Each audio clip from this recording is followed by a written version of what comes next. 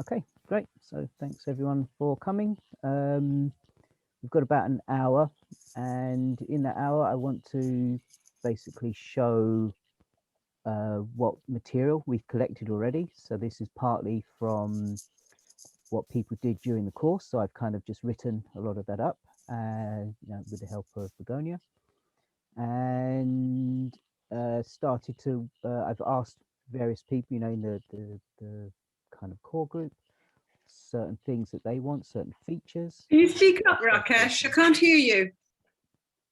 All right, can other people not hear me?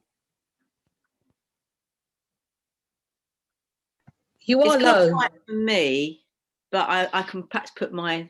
It's quite quiet for me. Yeah. What about other people? So I can raise it, but I know it's going to auto adjust to move it back down again. Is that better? Yeah. Yeah. Yep. Yeah, Wonderful. good. Great. Cool. Thanks. So yeah. So where was I?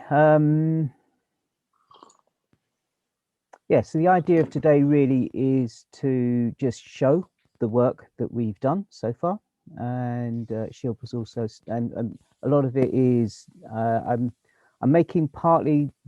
I'm doing all the design process. I'm trying to present onto Miro, but then a lot of the mapping, I'm using a new tool that I've never used before. It's the first time, so it's taking a little bit longer because I'm also learning it at the same time, called Inkscape, to actually do the mapping. But I'm starting to really like Inkscape. So yeah, so the idea is mainly to show what we've done so far. So you should. I've shared the link with everyone for Miro, but maybe it's easier for now if I just do a screen share so you can actually see it yourself, and I can just navigate you through it for today. So this is kind of the starting page for it, and I'll bit by bit I'll keep filling this in, and so yeah, so when you start on the project, you can pretty much just start from here and just navigate to whichever part you want, and this possibly will change as we go along. It's roughly divided up in that, this is the team, this is how, the kind of governance, the agreements that we've made, and this is kind of the survey part. This is more the survey, gathering information about the land itself, and this is more gathering information about what we want from the space. Then, and this is also gathering information more specifically about plants and trees and things, and this is where we get into the kind of design phase of it, and this is more the implementation phase, which obviously there's not much in it so far.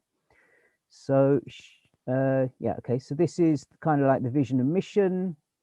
Maybe we could just quickly go through that. The vision is, this is a place of connection and celebration where everyone is welcome and can get involved, a space that is restorative, verdant and sustainable, and we can all enjoy the fruits of nature together. So all the vision, mission and many of the other things, some of the aims and things we've kind of put in here. So I'd really encourage you to read that. That's what the project is about. This is who is involved, and I put my name there, but I was kind of hoping some of you would also put your names as designers as well, because that's, we are kind of working on it together, even though I'm working on it bit by bit, but as we go along we'll keep throwing things in, so hopefully you'll put your names in there as well.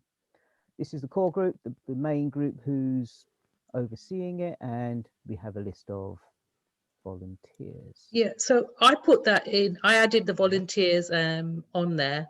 Lovely. And that was just a list of who was on the WhatsApp group. So if there are any other who need to be added onto that volunteer list, let me know and I can put them on. Okay. Shilpa's also. How would we let you know, Shilpa? By just any means, yeah. Any means, email, text, whatever, WhatsApp. Yeah. Yeah. Well, I didn't. Can we see who the volunteers are? Is it the ones from the Forest Garden? Okay. Is it really, really essential right now? No. To do this, you can look at that list Okay. anytime. I think if we're going to spend 10-15 minutes looking at this, we're not going to get very far looking at the design. So personally, I think it's not so essential. It's a list we can evolve as we go along. So if anyone wants to add to it, then yeah, just get in touch with Shilpa and she'll add you to it, if that's okay. So, so what we've got is we've started with some of the, we've got some base maps. This is the kind of area. I guess most people are already familiar with it. Within Valentines Park. I've kind of tried to also get some other base maps where we're looking at different times of the year as well. So with less tree cover, etc. Through Inkscape, I've also made like a grid and superimposed some of the trees, the existing trees, but we'll come on to that in more detail later. I started to look at sun angles. So, so this is obviously the summer sun and this is the winter sun. So we can start to get a picture of what, how much sun we actually get on the landscape. And I'll again go into that into a little bit more detail later. I've also gone and done gathered some information statistics on the wind. And so this is the yearly wind average. This is the kind of month by month. I've kind of just taken all the monthly wind roses and just kind of superimposed them on top of each other in this kind of GIF so that we can kind of see. And effectively what we're really looking at, these are the kind of more, the winds that are really going to cause us problems. Anything that's kind of reddish, purple and brown. And we can see typically the strongest winds throughout the year are mostly coming from the southwest. And there's also at certain times of the year, these kind of easterlies. And as we know, the easterlies will bring much more cold weather. Southerlies, depending, but it could bring warm, drier weather, so drying kind of effect. The important, and I've also superimposed that on top of our space as well, so we can see actually running along the brook is where the strongest winds are likely to come from. Some of the key months for me, as when we're looking at forest gardens, is March, April, and May, because this is when most of the buds are going to open. And as we can see, some of the acers and things, and a lot of the things in the Rosaceae family are already starting to open. And especially when it comes to fruiting trees, which, okay, we don't have so many right now, but eventually the idea is we will have fruiting trees. This is the time that if we don't protect our those fruiting trees, they could potentially lose all their buds and therefore not get pollinated. Therefore, we don't have any fruit. Hence, looking at the map here, and again, it's mostly the southwesterlies and the kind of easterlies to northeasterlies. So when it actually comes to then start to think about windbreaks, those are the areas that we really need to think of. And here, we already have a kind of forest, which, if you look at it, it's reasonably high. It's between 2 meters and probably about 6-7 meters. So that's sufficient enough for the northeasterlies and easterlies to protect us from that. Along this side, we have a very short hedge, but it's kind of mixed. It's anything from 1.5 meters, and there's certain areas where it is a little bit taller. So this affords us a little bit of protection, but not a huge amount.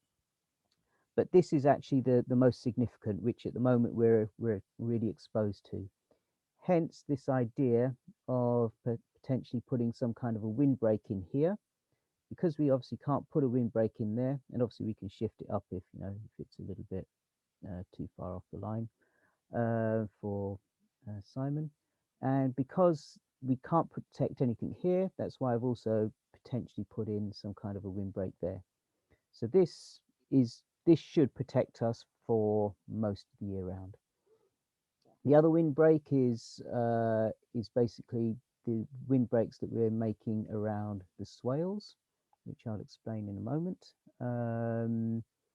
And again, because we don't have, it's not a major issue, meaning a major wind this side, those can be really quite small, and they can be pretty much, you know, the trees and the shrubs that we've already just planted.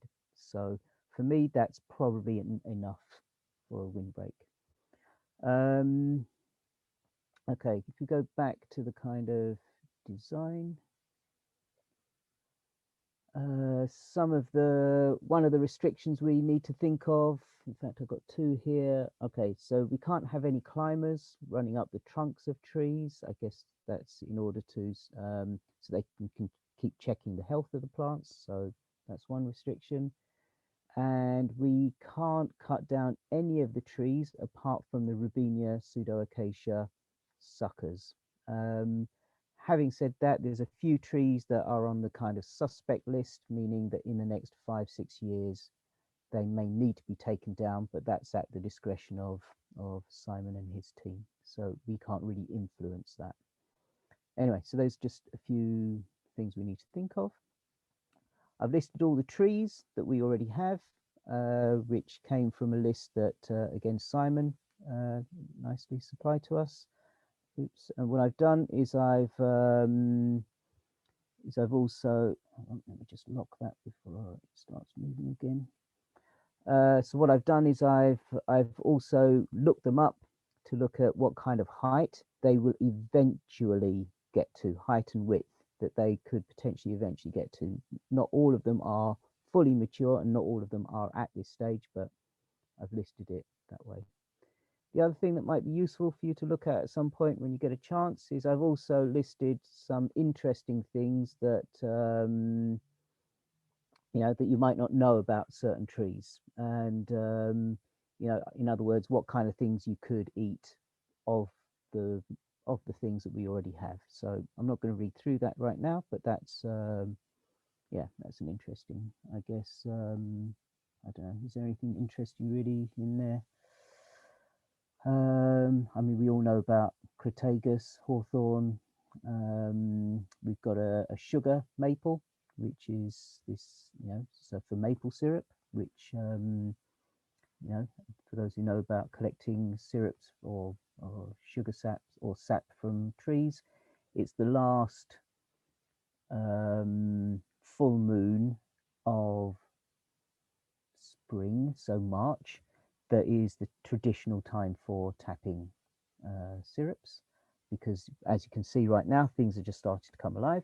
So that's something potentially we might want to look at if we want to be tapping some of these acers. In fact, all of these acers you can tap for syrup, but this one very specifically is maple syrup. That sounds very exciting. That's a fantastic thing to put in our diary, isn't it? Never done that before. So I don't know if we need permission to do that or what, but anyway, we can have a conversation about that. That needs to be put on a list somewhere of things to consider. Yeah. So other things we need to think about for the site is, Rakesh, can you keep an eye on the people coming in? So I'm trying to get people to join the meeting. So Nandra, they should just be let in automatically. There's no waiting list anymore. Oh, okay, thanks. So yeah, so we got so other things we need to think about, you know, as we saw from last year. Well, actually, we can cover it. You know, the things in order to keep a forest garden really functioning well, or in order to design it so that it continues to function non-stop without too much intervention, we need to be thinking about water. We need to think about nutrient cycle. There's a certain amount of nutrients that maintenance that we need to do. And probably the most fun part and the thing that we will be doing the most of once it's established is harvesting. So yes, we can look at each of those areas. So the water management, first of all, as we know, we got given a whole bunch of trees and shrubs and things, which we wanted to plant immediately. So we did a really quick design. We looked at, as I say, the area where where it makes sense to make a swale, where we can catch some nutrients. And so for those who don't know what a swale is, it's basically, if you imagine on a contour line, we dig like a ditch, but it's on contour. So a ditch technically is off contour, meaning it runs downhill to carry water away. This is on contour, which means it doesn't carry water away. Instead, what it does is the water fills up in it and it slowly percolates into the soil, thereby holding moisture into the soil. As it does that, it also collects nutrients as well. And so what we end up with is a place which is moist and full of nutrients. So what we've done is we've actually planted all these shrubs and trees immediately behind that. So we dug the ditch, which is technically the swale or the basin, and we removed all the soil and put it on the downslope side, which is the berm, which we will eventually start planting up.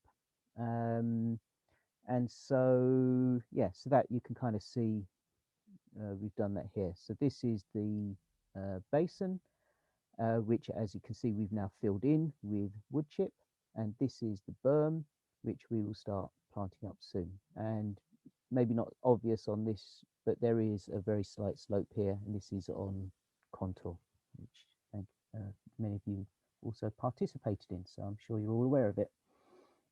We've got, if you want to look at some of the videos and explanations of how it all works, we've got some links there for you to look at. So what we've done by planting the trees and shrubs right behind it, what it means is they should have enough nutrients and enough moisture to be able to really thrive without too much human intervention. As we saw last year or the previous winter, there were a good number of trees, the same type of trees and shrubs that were planted over at the Pitchin Park, another area of Valentines Park, which pretty much, as far as I know, every single one of them died. There may be one or two that people like Peter were watering every so often, which may have survived, but pretty certain I was told that more or less every single one of them did not survive. So with the strategy we're doing here, hopefully without people like Peter having to go and water them once a week during the driest periods, hopefully they will take and won't need too much maintenance. So that's kind of why we've done that initially. Another part is we need to think about nutrients. I'm not going to go into all of this, but effectively what we need is we need to be able to think about the whole nutrient cycle. So most of us anyone who's grown food will know NKP, nitrogen, potassium, and phosphates, and as those are the major nutrients, but there's also lots of micronutrients as well that are necessary.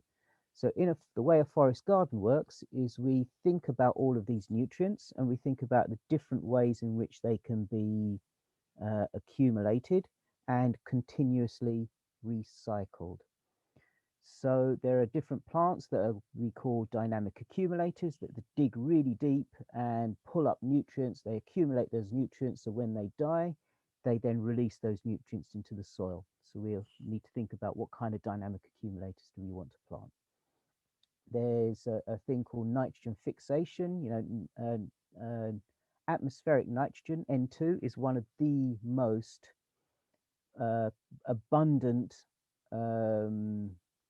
elements on this earth. However, there's not one plant on this planet that can absorb and utilize atmospheric nitrogen, N2. It needs to be broken down, and in nature there's two ways that that's done. One is through lightning strikes, and the other is through certain types of bacteria which certain plants encourage to grow around their roots, and so they make little homes for the bacteria. The bacteria then breaks down the nitrogen and releases it in a form that is available. That's called nitrogen fixation. So yes, we need to think about what kind of nitrogen fixation trees and plants and shrubs that we have in our system, so that we have enough nitrogen for all the leafy growth of our plants. Potassium, again, there's a lot of plants such as comfrey that are very good at mining potassium. So again, that needs to be in the mix.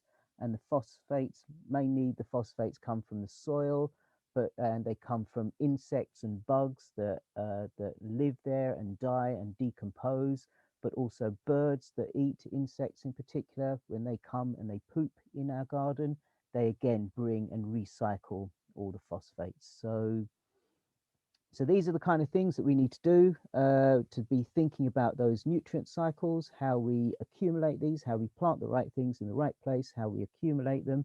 And again, as we've said earlier, the swale is one of the places, one of the tricks that we've got of how to trap and make sure that we've got a really rich area full of nutrients. So there's a few more things I'll show you, and then we'll start getting into design, and then I'll move into a phase where I can start asking you some questions and some things that we can then work on together. So hopefully this will take another 10 minutes to just go through what I've done, and then I can make it more interactive. So some of the other things we looked at, and this is something that eventually would be nice if we can have a little conversation even here to see if there's other features that people would like in this forest garden. Because a forest garden doesn't have to be just about food. It's also about community. It's about people. It's about knowledge sharing. It's about all kinds of things. So yeah, what other features other than just food would we like in our forest garden? So one thing that's been highlighted is it would be nice if we could have meetings, so these could be for skill sharing, training courses, talks, or just generally as a meeting space for 10, I would even say maybe even potentially up to 20 people. Obviously not at the moment, but in a COVID safe time, potentially that we could return to something like that. It would be nice if we had some wheelchair access. So we're thinking about people who are not so able to navigate through a kind of woodland area. How do we make it more accessible to them? That would be really lovely if we can really bring that in. Other places where people can just sit and relax, so this could be couples, it could be just an individual who wants to just come and sit in meditation. I think that should be single people. There's obviously a typo in there. GLE. So single people, couples, small groups, etc. It was mentioned that maybe it could be something that a space for children to learn, so forest schools, or just a place that is really accessible and really fun for children to be in. Other features people were interested in is making insect hotels.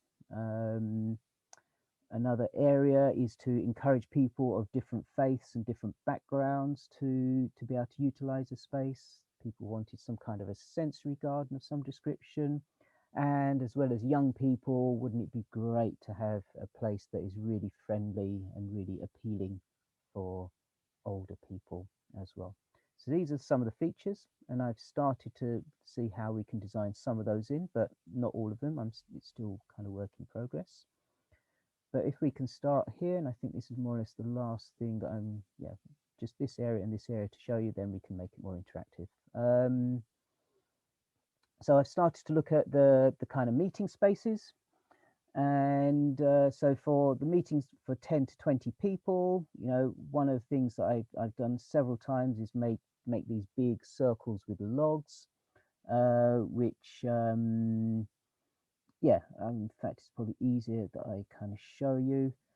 This is the only photograph that I have, and this is obviously a really small, for a small back garden scale. If you imagine scaling this up, and so each of these logs is a place where someone can sit. So to have 10 or 20 of these logs, then there's this, what is around it is basically a bed that is mounded up to the same level and height of the log.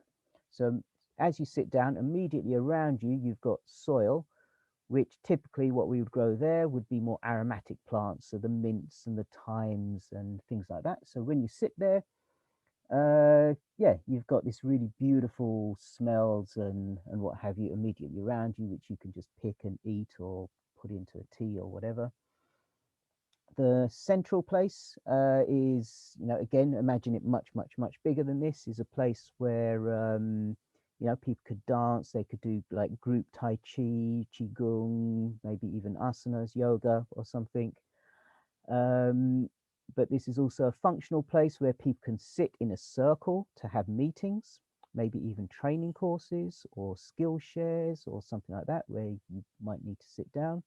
So it's kind of useful to have that open space.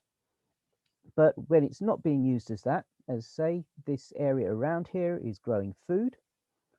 So again, it's useful. And these logs, what I typically do, especially with these ones here, is drill holes into them, especially those that are facing south. Anything from southeast, south to southwest, so that that encourages things like parasitic wasps, mason bees, and all these different types of insects that we would really love to come and live in this space. And obviously just having these logs, which they're buried, so they're probably twice as long as this. Half of it is buried under the ground, which you can't see. And because of that, this makes a really great habitat for beetles and grubs and all kinds of things. So this space doubles up as an insect habitat, as you know, especially for beetles, beetles, grubs, different types of mason bees and parasitic wasps and so on and so forth. But it's also a place for growing food. It's also a place for people to have meetings and so on and so forth. So this is something that I designed many years ago, and I've implemented it in 4 or 5 different places, and it really, yeah, it really functions really well. So that's one type of meeting space. Another type of meeting space could be, I was thinking in this concrete area, maybe to have some kind of a table, a picnic style table. So again, it could be used for workshops, it could be for people eating, it could be for whatever, but just a nice meeting place where people can look over the forest garden as well.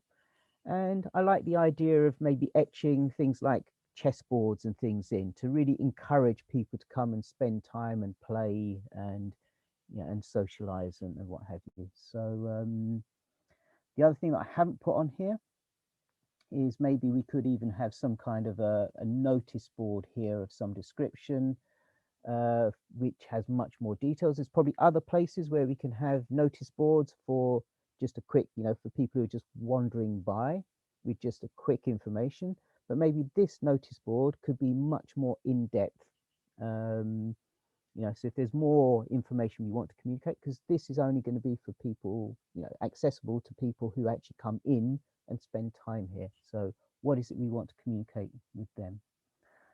And then the last ones, well, there's a few more, but we already have a bench here which faces outwards away from the forest garden. So what I was thinking is it might be nice, again, we've got a concreted area here.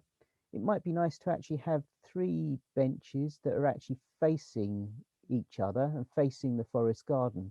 This then encourages groups of people to come and sit together and talk to each other. Again, you know, in a COVID, you need to obviously wait for a COVID safe time. But the idea would be, again, this could be used for meetings, but just the fact that people are sitting facing each other means there's a much more potential for people to talk to each other.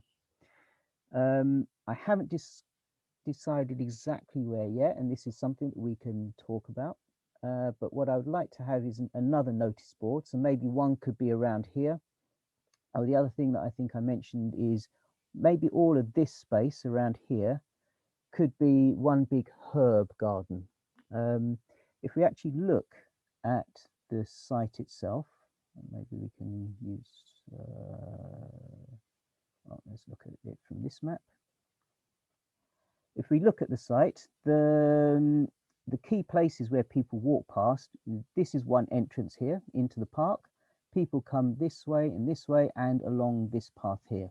So the first thing, so from a designer's perspective, you want to give a good impact of a place for when people first see it. So the places people are first likely to see it is when they walk in through here.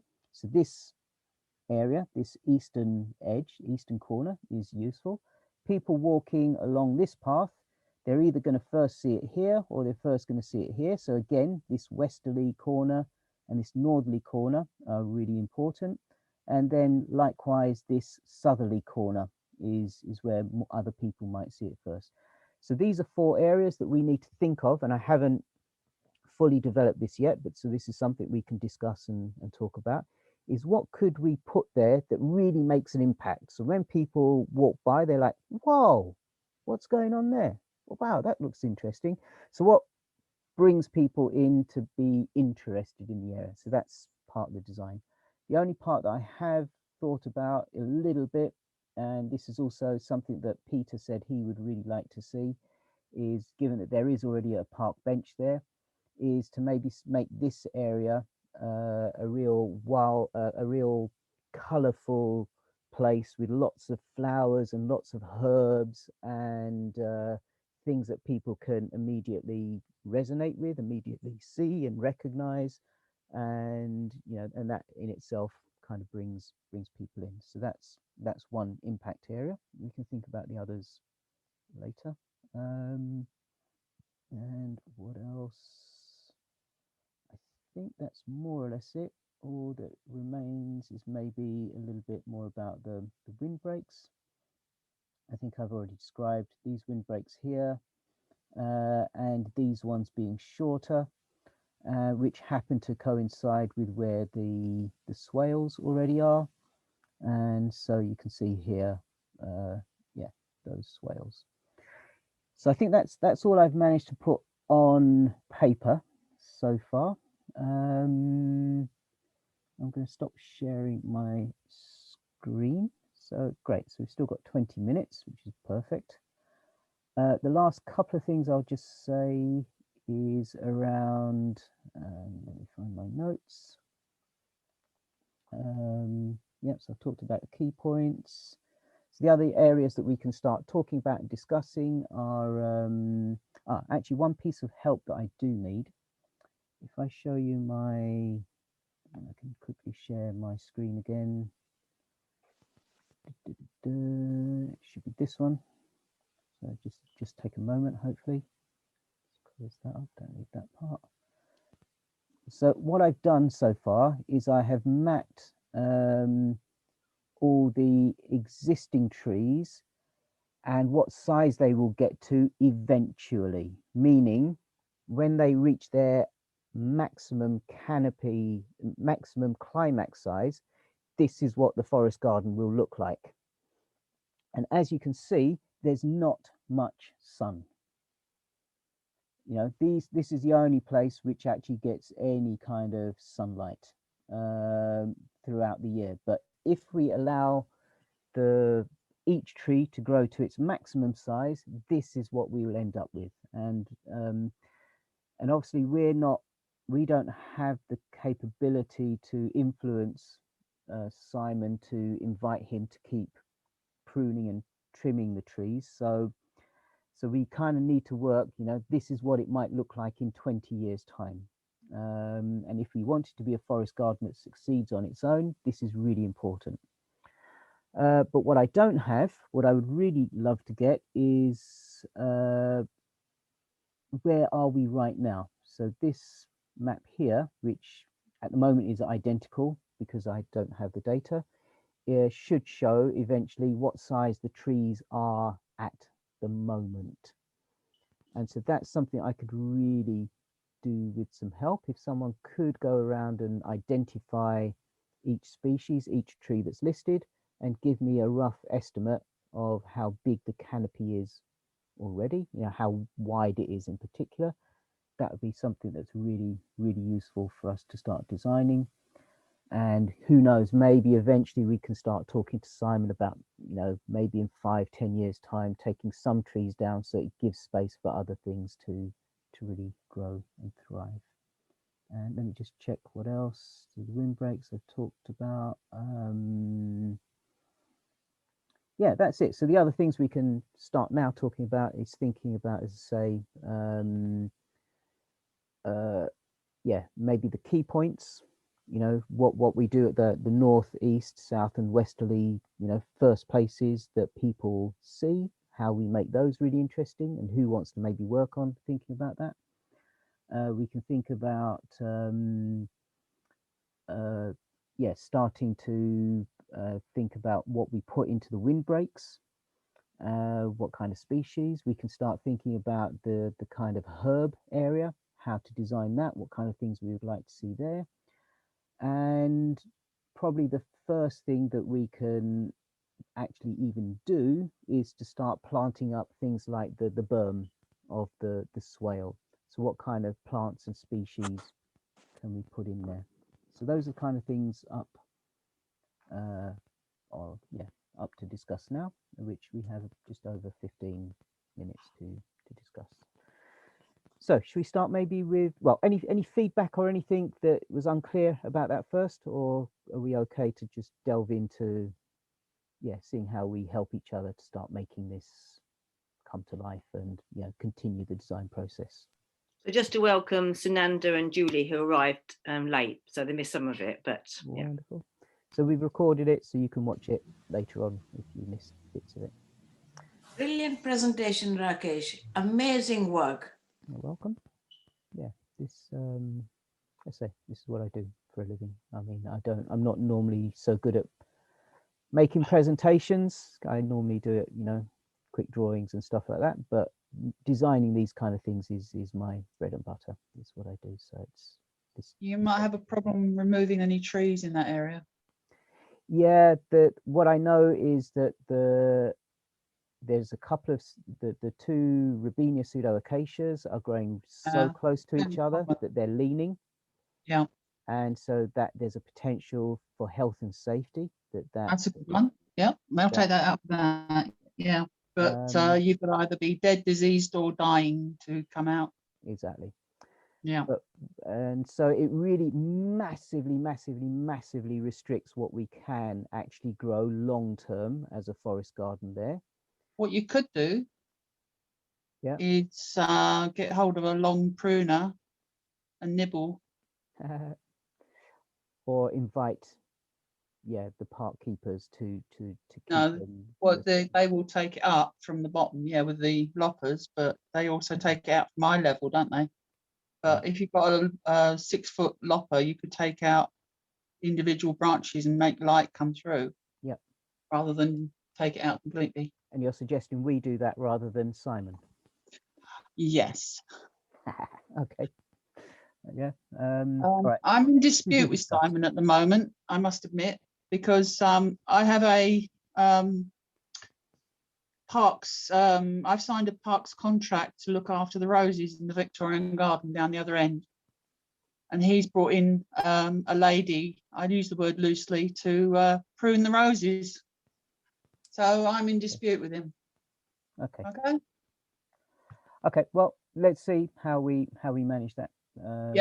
But that's kind of long term. But yeah, is there anyone first of all who would enjoy going and looking at the trees, identifying them, and giving me a good guesstimate as to what kind of size they already are? Is there someone who'd enjoy doing something like that? Could you give the number of on the trees from Simon's list? It may be useful for us. It's please. all there on the. It's there on the in the. No, the 3 trees you want us to take a look at. It's more. No, it's not all. It's not just 3. It's all of them.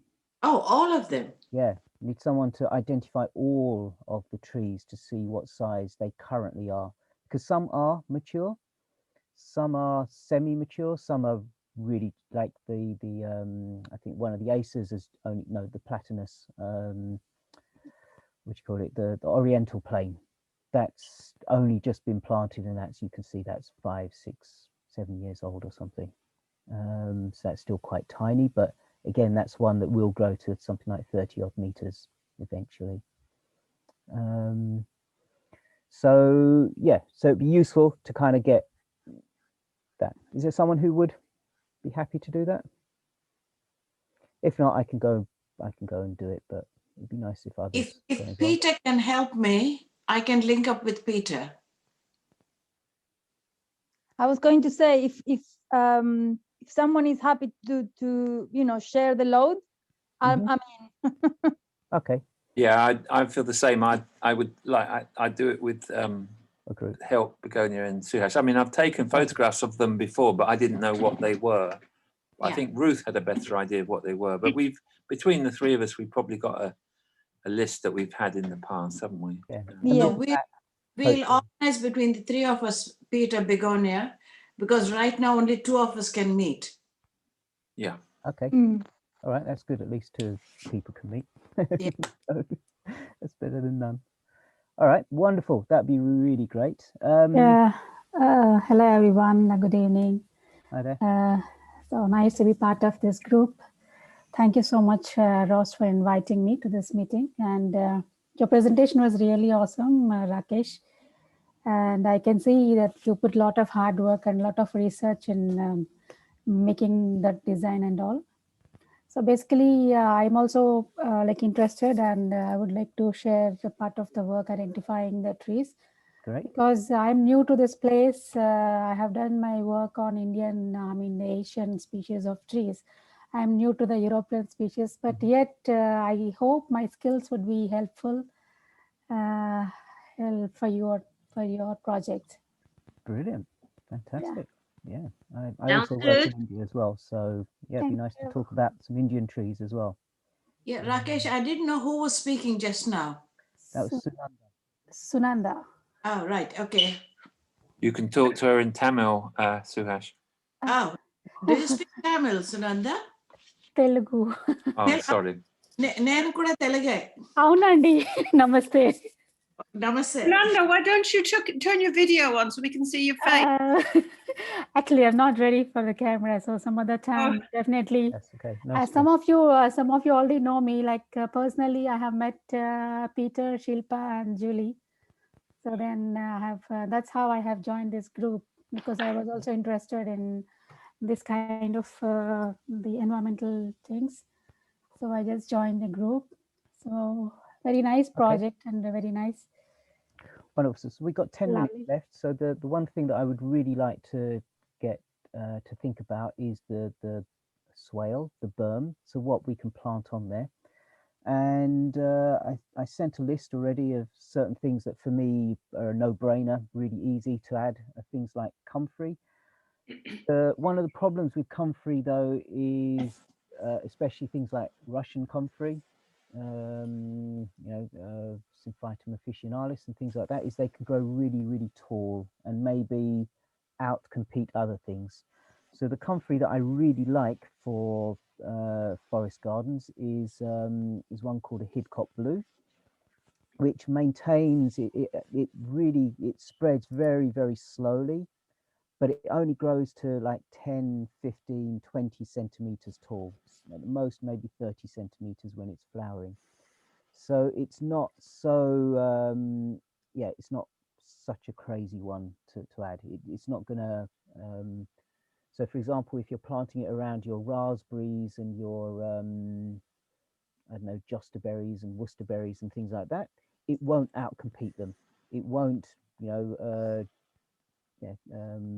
shade them out. So it's a really What was it nice called? What was it called, Rakesh? Hidcote Blue. Hidcote. Yeah.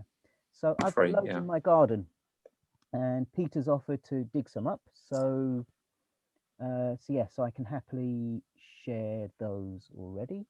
Other things that work really well are things like the anything that basically spreads really quickly, so mints, all the different types of mints. If you've got spearmint, you've got melissa, if you've got, whatever kind of mints, it'd be really great to get some cuttings and get those going. different types of alliums, and obviously, you know, many of the alliums will, the wild alliums anyway, will come up in the springtime, so it covers them early before the trees really start, you know, putting all their leaf back on. And so that's, you know, so again, they spread very, very rapidly, but then they get replaced by mints and other things. And both of these release a lot of aromatic oils and scents, which are act as soil fumigants, as well as insect attractors, as well as insect detractors. So they really work well in a forest garden because they really help to balance the insect life. So there's multitudes, many different insects, rather than just one particular type of insect that then becomes a pest. Rakesh, So, yeah. given it's like the 9th of March today and it's the 29th before we can meet in a group, given what you said about the berm, is it best if those who've got some of these plants just plant them somewhere on the berm, and they could be later rejiggled at another time, rather than wait till we're allowed to do more and could plan it? So in other words, I've got some of these plants, I could just go and plant them. My instinct is to say absolutely yes. What I am aware of is that not everyone is happy to see a forest garden that is truly wild and wants to make it look like it's a little bit more managed, if you see what I mean. So if people just put random things in random places, we can't really guarantee that. But if it's down to me, absolutely, because that's how nature works. Nature doesn't work in nice straight lines and have big patch of this, big patch. It's all intermingled. So would that be something we can all just see what people think now, and just if there's a sense of people were happy with that way, that we can just go ahead, we can make the decision, could we, or not? So one way is, if you plant stuff, you plant it in blocks. You have a block of, put all your, you know, your alliums here, 2 blocks of something else, then another block of alliums, and something like that. So it kind of looks a little bit coordinated. How would that sound to people? So it's kind of random, but it's kind of also feels a bit coordinated at the same time. How would people feel about that? Yeah, I'm happy with that. Yeah, 1 okay. That's fine. Yeah, 2 okays. Okay, so yeah, so if you have any of those, then absolutely get them in. So Allium triquetrum, you know,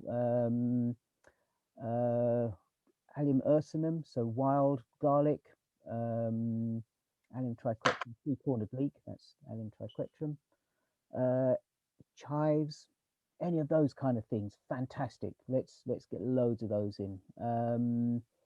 If you've got things like nasturtiums seeds, yeah, let's get some nasturtiums going. If you've got alfalfa is going to be it's going to be really amazing nitrogen fixer for us long term. So let's get some alfalfa. And calendula, strawberries. I think Julie said she's got loads of alpine strawberries, which, oh my God, if you've never smelt an alpine strawberry, whoa, you're in for a treat. They are incredible. So things like that. So how, yeah, who does have things, and how do you organize getting them planted? Yeah, so who else does have some stuff? So, Rakesh, yeah, if you're saying in a block, how much would there be in a block? A block, I don't know, what do you think a block could be? 60 centimeters? Yeah. Yeah, half a meter, 60 centimeters, something like that as a block. Does that feel reasonable? What do people think? Yep, definitely. Yeah, something like that. And then, yeah, just plant bit by bit, block by block. Is it okay if we're growing stuff from seeds? Would you rather us plant it directly into the soil or transplant seedlings? What's Depends how well you think it will take. Yeah. Okay. How, you know, if you think it's a little bit sensitive and it might not just take really well and readily, easily, then yeah, maybe bring it on and plant it later. Okay, thanks. Okay, what do people have? So I've got loads of strawberries. Ooh, lovely. Ordinary strawberries or alpine? Ordinary strawberries. Fantastic. Big ones. Great. Yeah, nice to have both. Fantastic. Is Korean mint any good? Yeah. I've got some of that, and I've got some nasturtium seeds, so I can start bringing that on and see what happens. Awesome. I've also got loads of lavender. Lavender could be good also. Yeah. With the lavender, perhaps put those at the top because that's the place that's more likely to get dry. Whereas towards the bottom, especially on the back side, I know you were sort of saying that you wanted like a herb area, or you know, so I mean they're at the moment they're in pots, so they will stay for whenever. Okay. Yeah, so maybe they, rather than put it on the berm itself, maybe that can go in the herb space later on. Yeah. That'd be amazing. But yeah, if people can start making cuttings like that, make lots and lots of cuttings of whatever. If you've got red currants, black currants, josterberries, worcesterberries, all those kind of things, you know, yeah, just take, you know, as you're pruning it, just take those cuttings, stick them in the ground, and maybe later in the year we can move them over. But So is or it maybe a good time now to start doing the cuttings for things like josterberries and stuff? I think they're just coming up, aren't they? Yeah. So ideally, it would have been better if it had been done kind of December, January. But hey, if you do it now, we can transplant it at the end of this year. So as we come into winter, we can then move them. And in fact, then by then it'll be the second year, so we should actually even have fruit in 2022. So yeah, so if you're doing pruning, or if you see someone do pruning, take them, even if you just put them in sand, but just put them in some ground. People know how to take cuttings of these things? Can I just spend 2 seconds, just 30 seconds explaining one really simple tip is, if you look at most of these things, they'll have what we call nodes, which is where either a bud or a leaf or a root can grow from. And so typically when you take a cutting, you'll take 6 to 8 buds, 3 of which you put in the ground. And when you cut right up to the lowest bud. When you're just taking the cutting, you can cut anywhere, no problem. But when you put it in the ground, it's really important to take that bottom part off, because that's where the root will grow from the bud. So anything below that will not ever get any nutrients, which means it will rot, and therefore it will potentially, you know, it could potentially rot the rest of the plant. So it's really important to cut beneath that last bud. If it's got things like thorns, if it's got buds already growing on it, take them off, because the thorn again will rot. And so yeah, so at least 3 in the ground, 3 to 5 above ground. Just put it in the soil, come back a year later, and you'll have life. It'll be going. So really, it's the easiest thing you could do. It's really simple. So yeah, so just encourage your friends, if they're pruning any of these bushes back, just take loads and loads of cuttings and let's get them in there. Okay, it's 7 o'clock, so I need Could to I just ask a couple of questions? 5 minutes. Yeah, I've got another meeting in 15 minutes. So okay, firstly, I've got about 10 of the saplings left over from December. I could put them in the ground where the south-facing windbreak area. I could do that with their hawthorns, things like that. What would, long term, what I think that edge should be is that should be the evergreen windbreak, because it's a year-round wind. So this should be things like Eleagnus, like a type of Eleagnus that is evergreen, things like Ceanothus, things like wax myrtle. Those are the things that I would really love to see in myrtle. in that edge, the evergreen shrubs. Okay. The So, second thing is that whenever I would plant anything in the ground at home, I would always water it, even if it's going to rain the next day.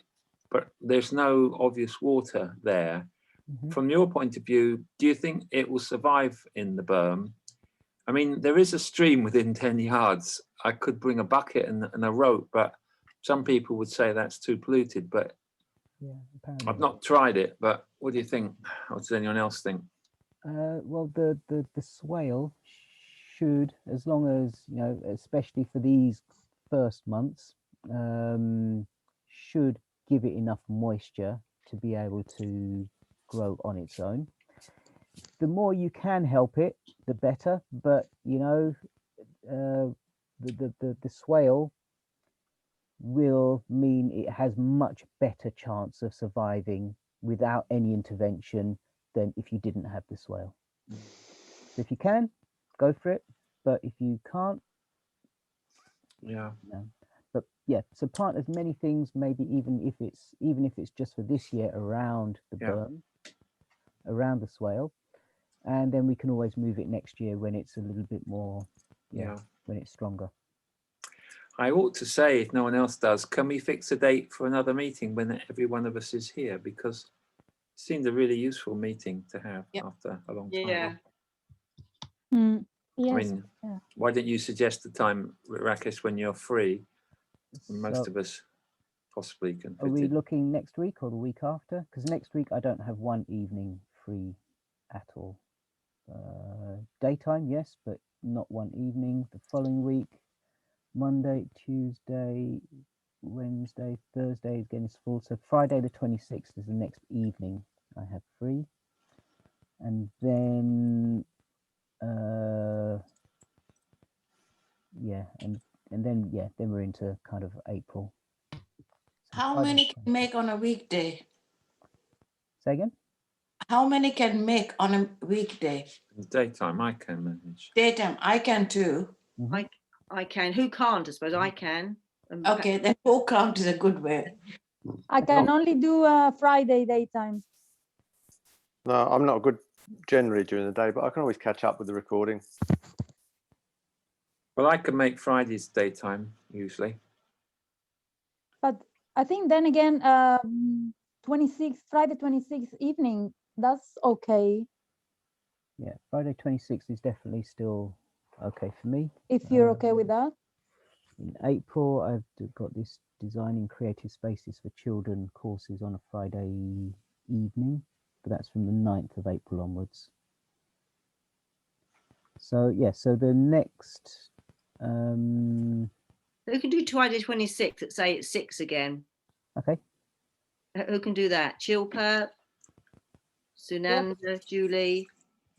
Yeah, I'm okay for that. I'm okay. Monica, are you still there? I can't see Monica. I'm okay. I'm okay. Mark? At the moment, I'm booked out to do something all day, including possibly evening. But don't worry about me. I'll catch up. I can manage it as well. So all of us except for Mark can manage that one. Yeah. Shame to count you out, but it could change because it's something they could change, you know, my call time. We make it 6 till 7:30, and so we can do some discussions or something as well, or just an hour is enough. I think an hour is enough because I won't have as much to present as I did this time. This is like the first major presentation, so maybe it'll be 15 minutes to present something and then the rest discussion. And also on that day, it would be a great day to plan activities after the lockdown for groups of 6. It would be it would be a shame not to, really. Yeah, so maybe we could stay longer. It may be for some people to try and get hone down some events. So I'll put down the diary 6 till 7:30. All right, but you might be going at 7. Wonderful. Okay. Thank you, everybody. Is that okay? Can I do one more question, Rakesh, quickly? It's about what you said about the green windbreakers or the evergreen windbreakers. Is it worth starting to look at buying some of these plants to start planting if soon?